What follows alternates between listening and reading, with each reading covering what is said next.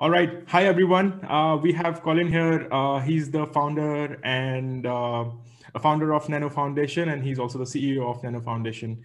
So this session will be about introduction to Nano, mostly targeted towards the hackers who will be developing during the hackathon. And we'll take a couple of questions in the end if we have some time. Is that okay, Colin? Yep, absolutely. All right. Thank you. Over to you. All right. Let me share my screen here. Oh, it looks like I don't have permission. Can you give me that to share my screen? I'm so sorry. Yeah, can you try now, please? Perfect.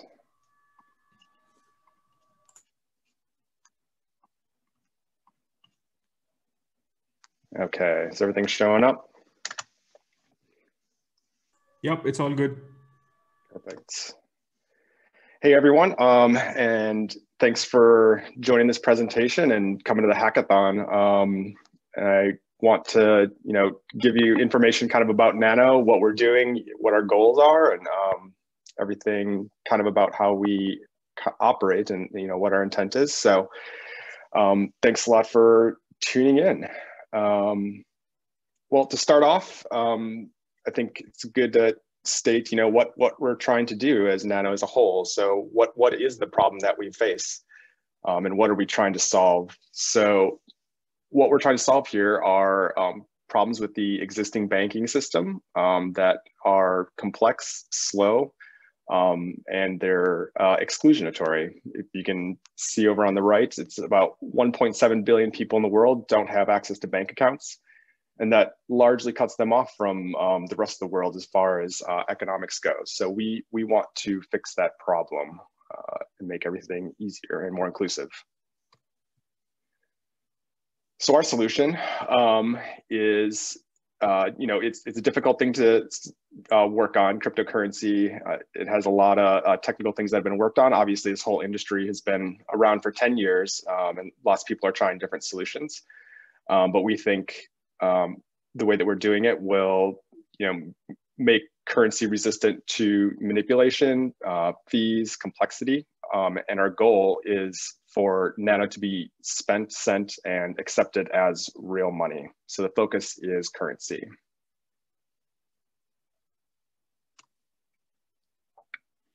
So why is Nano better than banking solutions? Well, Nano doesn't have hidden fees. So if you send one Nano, the recipient on the other end gets one Nano. It makes, in addition to not charging people directly up inside the transaction for it, it actually makes it a lot easier and intuitive for people to understand. So if you send somebody one Nano, they receive one Nano. They don't receive 0.99999, which can be confusing to people. Nano is incredibly fast. That's one of our main focuses, is to not only allow more transactions per second to go through the network, which is inclusive, but it's also to make sure the transactions complete as fast as possible so that there aren't delays. Delays make it less useful for money. So one of our goals is to try to make that as quick as possible. And decentralization is also one of our main focus areas. The banking system is partially exclusive, and they don't have a lot of reason to improve on it because they're the gatekeepers to the monetary system.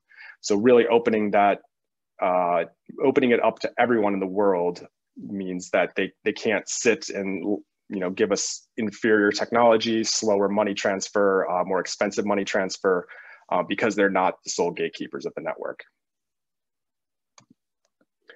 Why is Nano better than cash in your pocket? Well, with Nano, it's money in your pocket. If you have the keys, it's your money and you can use it as you wish. If your money is locked up by a third party, you're kind of at their whims as to how it can be used. Nano is inflation resistant. It's a big problem in a lot of the world is debasement of the currency. There are some currencies that do it pretty well, USD, euros, GBP, all those, the big currencies have very low inflation rates, but there are a lot of currencies in the world that are highly susceptible to inflation, and it makes life difficult for everyone that uses it. And then all of your money is accessible in your pocket. You know, it's the network runs 24 hours a day. It's continuously operating, and you have access, since you have your keys, to send and receive at any time of your choosing. So cryptocurrency as a whole, so it solves the settlement problem. And this is something that can be emulated in the existing banking network. You know, if you have a banking app and you send money to someone else, it can appear instant. But what that relies on is having credit, essentially credit with the banks that you're operating with. They put up the credit in order to deliver the money for you, and cryptocurrency gives instantaneous delivery. So rather than waiting for, you know, notes or coins to end up with the actual person, in the end, cryptocurrency can settle it as soon as your transaction is confirmed. So you can move it essentially at the speed of light, or as fast as the internet can move that transaction over. And as a comparison on the bottom, one of our main focus points is low transaction latency. So nano transactions typically are around 1 second or so, give or take. And Bitcoin transactions and a lot of the transactions in other cryptocurrencies take significantly longer.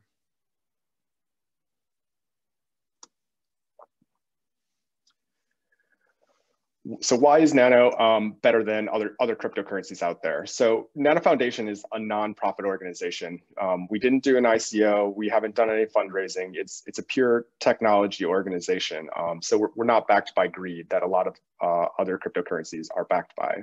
We want to keep fees low, we want to keep expenses low, and we want the technology to run as fast as possible. Nano is a currency. It's not a speculative asset. It is meant to be spent, sent, used any place that you would use a currency in real life. And that's the intent of how it's to be used.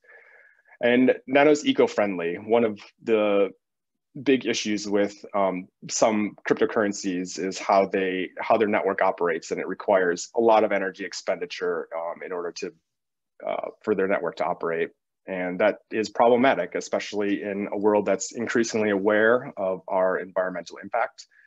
One of our goals is to make sure that that impact is as low as possible.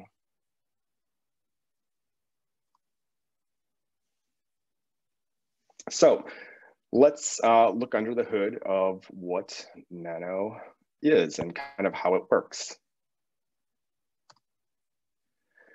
This is a simple depiction of a little bit of how the Nano network works internally. So this is compared to Bitcoin because that's usually what people understand. So Nano, it allows each line in that graphic is an account in Nano. And what Nano's designed to do is have a way for all of those accounts to operate independently.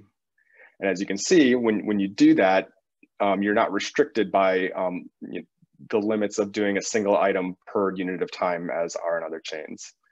So this is lower resource usage, higher scalability, asynchronous transactions. So if there's a slowdown in one place, it doesn't necessarily slow down in other places.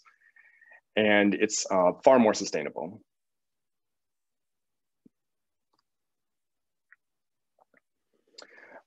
So a couple of the details about how Nano is different. So Nano uses a vote-based consensus mechanism, and this replaces miners or the energy expenders in networks.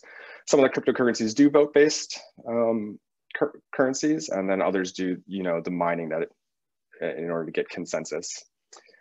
Nano has a concept called open representative voting, and that is the main way that we get decentralization in our network, rather than the network being decided, or the people being in control of the network simply being the ones with the most advanced hardware or the access to the cheapest energy.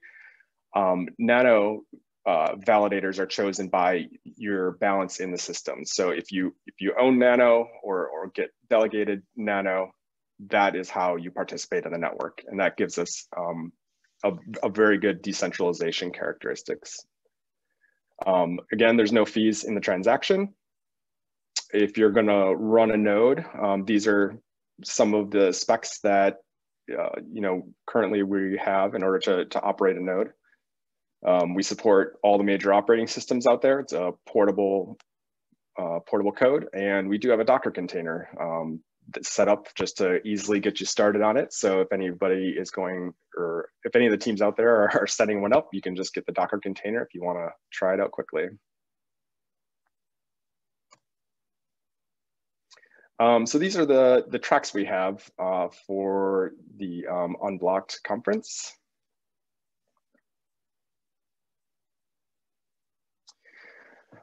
Social enterprise and payments theme. So if you can get the best app for Nano on KaiOS. KaiOS is a mobile operating system that people have been recently focusing on. So that would be an interesting area. Payment themes creates a simple payment processor or UI, a mobile app that people can use possibly, in a small business, or if they're an independent company, just a solo person, they can accept it with a simple application. Or social enterprise, so gamifying Nano in some way to get people interested in it and draw them into development on top of Nano.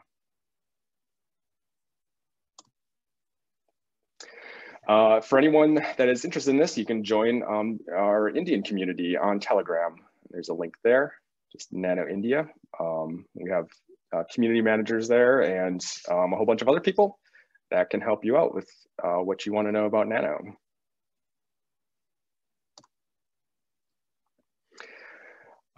So yeah, really the best way to understand kind of how Nano is different than a lot of these is to spend, send, and accept Nano yourself. I'm going to interrupt. Your screen's frozen, so no one can see the slides. Oh no. Okay, so just go back. Yeah. To which one? Back. Yeah, right back to ORB. That's where we got crashed. Okay.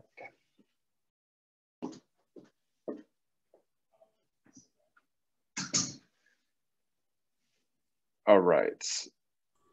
Colin, Anupam, are you still there? Yeah, if you could like, start the screen sharing again, that would be perfect. Yeah.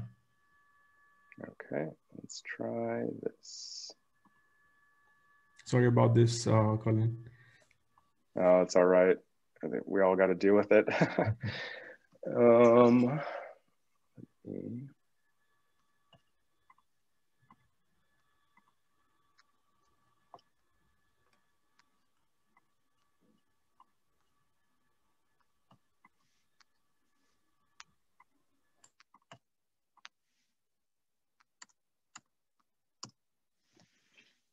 Okay, is that showing again? Yeah, it's good. It's good, Colin, yeah. Okay, so I think this is the last one people saw. Are we seeing the payment themes? No. Maybe if you could just this one, yeah, from here on. Okay, yeah, perfect. So I did describe all these payment themes, but now you can kind of take a look at what they are. So again, just the best app for Nano using KaiOS, a payment processor or UI, or gamification of Nano.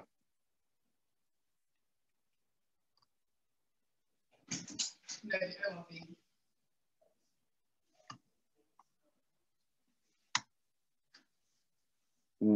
Are you guys seeing my screen right now? Yeah, it looks good. Looks good.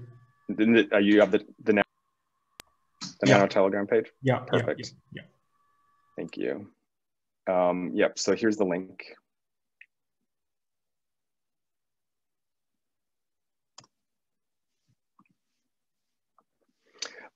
So really what I was saying is the best way for people to understand Nano is really just to try it out. So, spend, send, accept, try it out for yourself. We did put in the notes to get an Atrium wallet. Really standing next to someone and sending Nano between two phones is really the best way to understand just how quickly and how easily Nano can be sent and how easy it is compared to all the alternatives that are out there. So if you're registered as one of the Nano teams, join the Telegram, get in contact with the mods, and we will help you get started. So I got the Q&A.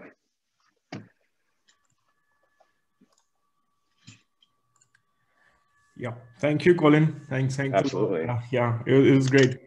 So the first question is, the Nano community is quite there and excited about the whole project. They want to know, like, how can they do more? What else that they can do to, further the Nano adoption? Yeah, absolutely. I mean, one of the biggest things we need, obviously, is developers, and that's why we're here today. We're talking with people that are, coders. We need, people, in addition to making the services that we have, we always have a need for people to make contributions to the node itself, or make technical improvements to the code. So that type of thing is really, really helpful to us. There's a lot of people that are very enthusiastic about it, and then a limited number of people that are able to, do the coding and the updating that we need. So we're always looking out for people like that. Makes sense. Yeah. I'll take the next question. All right. So somebody's asking, they have not heard any developments from Appia. How is that project going? And if we can hear anything about it in the future? I mean, that one's going on in the background still. I mean, my main focus for the last year has been exclusively Nano. So, I mean, we'll we'll update that when there's an announcement, but Nano is our focus. All right, makes sense.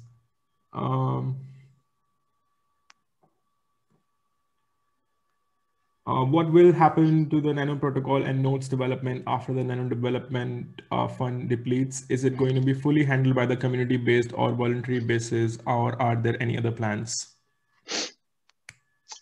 Yeah, I mean, what we're modeling this after is open source projects. So things like Linux or GCC or any of the big, like Ubuntu, any of the big projects out there that are open source, they all have people that are using those systems contributing into them, either, financially or through development resources, which is really what is the most valuable thing. So the network at Nano is open source. It's an open protocol, and Nano Foundation, we work on that exclusively, and we encourage other people to be working on it as well. It's not limited by Nano Foundation. It's really limited only by the users of the Nano protocol on how we push it forward. Yeah. Do you have any advice for the developers who are going to start building on Nano? I mean, they probably have never heard of Nano and they're going to start for the first time. Do you have any specific advice for them? Well, I think if people that are completely new to cryptocurrency, I would say, you have to be, creative on on how to integrate things, but kind of the business side of me always says, make sure that you're focusing on your users and what is valuable to them. So it's fun to make, an interesting project to it, but really your project will have long-term sustainability when you focus on what your users need. So it's, inexpensive, fast, and something that solves a business problem for them. Simplicity is very, very important in all of this. A complex system is not going to be adopted by as many people because it's too easy for me to use a credit card right now. It really needs to be easier than a credit card, and I think Nano does that. So focus on those things, and I think you'll be pretty good. Awesome. And are there any particular things that you're looking for when you go about judging the projects coming out of the hackathon? What are you exactly looking for in the winners? I think that would really help the developers. Oh, interesting. So I would say the projects that are both solving a problem and then solving a problem that isn't already out there. So making a clone of a project can be a good way to start getting started on it. But if you can do like a unique thing that maybe hasn't done before, I mean that's one of the things with the KaiOS project. Not a lot of people have developed on that mobile operating system before, so that would be something that is a new addition to it. So it's always kind of about fitting the niche and something that hasn't really been done before, or possibly isn't being done as good, and doing better. So those are the type of things we'll look at. Yeah, definitely. Also, Colin, can we expect something like any further announcements, any future? You can tell us something about the future developments of the Nano Foundation, what direction you're headed from here, any developments that you can share at all? I mean, there's a lot of kind of boring code updates on it. I mean, so our main focus is still being a currency and making sure, you know, we can process as many transactions as possible, as fast as possible. And then that all involves a lot of, like, you know, code modifications and improvements to various things. So, I mean, I do have a roadmap. I don't have it in front of me. Well, it's like a priority list of things that we're going to be going down. And, you know, the more people that we have to knock out all those items, the faster it'll go. So we want ease of use, lower resources, all that type of thing. And that's what we're going to be focusing on as far as the protocol. Yeah. I noticed you mentioned about, you know, the first world countries having the credit cards and a very established financial system to, you know, process payments and everything. Does that mean you've also mentioned in 2019 during your Nano meetup in London that you will be more focused on countries where the financial system is broken, and in the presentation also you touched upon a little bit on that. So is it fair to say that, you know, you will be doing putting your more efforts in countries like, you know, India and Pakistan, Bangladesh, and Africa, where we do need some kind of financial inclusion and a lot of people don't have bank accounts? Yeah, absolutely. I mean, I definitely think that people in those areas stand to benefit the most, and that's, you know, that's why we're always trying to do outreach to people. I don't think that that's something that I'm personally going to be able to solve, you know, because I'm not in the areas. I think all of these things need to be solved by people in those areas, because they're really the ones that know how things work and how these things used. So education, or, you know, presenting and giving information, encouraging people to participate in these areas, I think is how that can be achieved. But I agree that the people that stand to benefit the most are primarily not inside of the US or inside of, you know, Europe or wherever, where everyone does have a bank account and a credit card easily accessible to them. It's going to be really the people that have been, you know, marginalized by the banking system, and should be included into the global economy. And that's what we're working on. Yeah, that's brilliant. Yeah. I'm not sure if you're aware of, in India, we have, government has come up with this system called UPI, which is transactions from one bank to another. They're almost instant transactions, but they are, you know, slightly laggy. Sometimes they fail, sometimes they pass. And I keep thinking in the back of my head, it would be great if, you know, Nano is in the background of this. But for that, I think there needs to be a little stability in the currency. So I was wondering, what's your take on like price volatility of Nano? If you're going to use it as currency in the future, then it needs to be slightly more stable, won't you think? Yeah. So I mean, I agree. It does. I think all cryptocurrencies have to be more stable. The whole industry is very, very volatile. But I think what people kind of miss sometimes is that fiat currencies issued by governments are also not stable. You know, we use them as a reference point, kind of, and we see slight fluctuations with it. But there is no such thing whatsoever as a thing that its value does not change over time. There's always going to be slight variations. So the question is, what does it take in order to have lower variation in what that price is? So the way that works is going to be through increased volume and through increased usage. When it moves away from the idea of, you know, a cryptocurrency, or moves away from Nano being a speculative asset and into a currency, when there's a lot of people going in and out continuously and they're using it as currency, you don't have these big, you know, huge purchases of it that somebody holds for a while and then they like dump it all off for a long time. When it's a lot of people doing smaller amounts, that's where we get the stability from. So that worked really nice because it meshes with our goal of increasing adoption of Nano. Those two things go hand in hand. Higher adoption, higher usage of it brings lower volatility, specifically because the supply of Nano cannot be changed. And that's what drives it.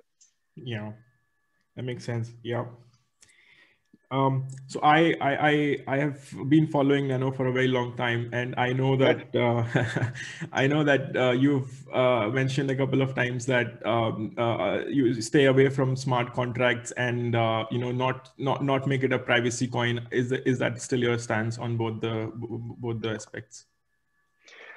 Well, I'll break those into two parts. So the privacy thing, personally, I do sympathize with the idea of private currency. I think it would be better if people have privacy in the transactions that they have. I think there's two things kind of right now in front of us in the industry as it is that make it not feasible at the current time, which is why we're not focusing on it. One of them is is whether or not the privacy methods that are used are effective. It's not sufficient to kind of just a little obfuscate it, because that gives you a false sense of security. A lot of these systems can be analyzed. Some don't have public ways of knowing how to analyze them, but I think that it just needs more rigorous academic cryptanalysis on these type of things to really say that this is secure, which is why I haven't jumped on those right now, because I just haven't seen a lot of information about that. The other part is that we're trying to make a change away from the current banking system into using cryptocurrency. And the current banking system is very, very much about establishing identity and tracing all these things and doing this.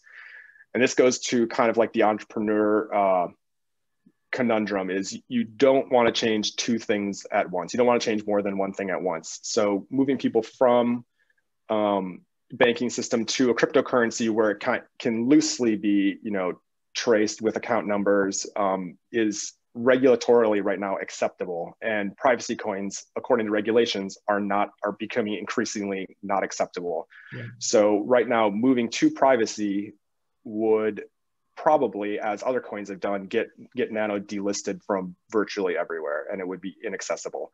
So while I do like the idea, I think it's practically not implementable right now. And I see an advantage to moving to a cryptocurrency. So I would just rather focus on that currently. On the smart contracts,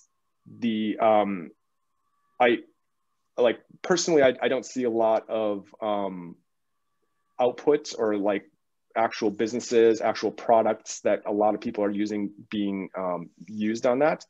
And so there's kind of the question of, what can smart contracts give us that people will actually use inside of a business?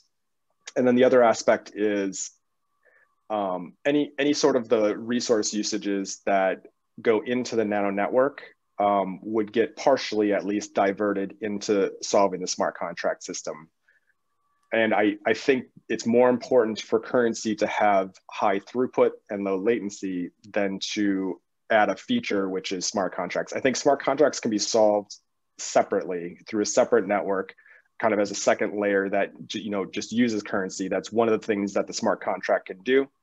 Purportedly, the smart contracts can do a lot of other things. So putting those in their own system, I think, is the proper way to design it. Perfect. Yeah.